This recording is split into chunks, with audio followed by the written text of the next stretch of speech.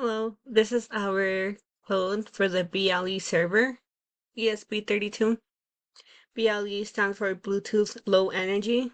So that means that the device is able to send and receive information via Bluetooth, and it's really low energy.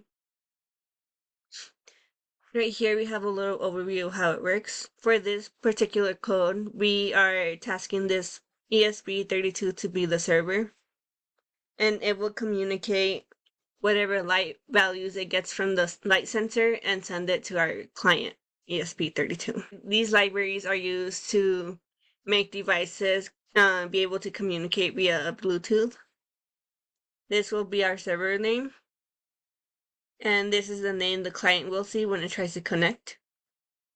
Right here we have our variables. It just stores the time the data was sent, and then the data will be updated every 3 seconds. And right here, this line is used to keep track of whether the client is connected or not. Right here, our light sensor will be connected to pin 34 on the ESP32, which is an analog pin. And right here, the light sensor values are stored. Right here, we have a UUID, which is a universal unique identifier. We use this so the client can easily identify which device to connect to. And right here we create a characteristic so this ESP32 can send the light sensor data to the client. And its purpose is to notify the client. And right here we add a descriptor to the client so it knows that it supports notifications. Right here in these lines, this is for when the device is connected. Once the device is connected to the right client, it starts sending data. And once the client is disconnected, the data stops being sent. Right here in the setup, we initialize the serial monitor. Right here, we initialize the BLE server name so it can start being displayed. And right here, we create a BLE server handle so it can handle the disconnect and the connection. This right here is for the client to be able to see and use our unique UUID. We just, in these lines right here, we add the characteristic to the sensor in the sensor value description. Right here, we start the service.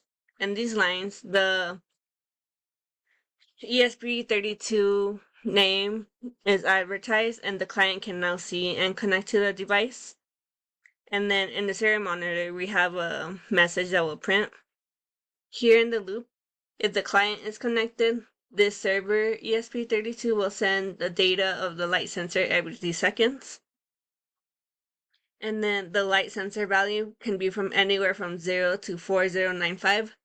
0 being absolute darkness, and then 4095 being the brightest it could get. We convert this light value into a string so it can send via Bluetooth. And then this value is updated every 3 seconds to the client.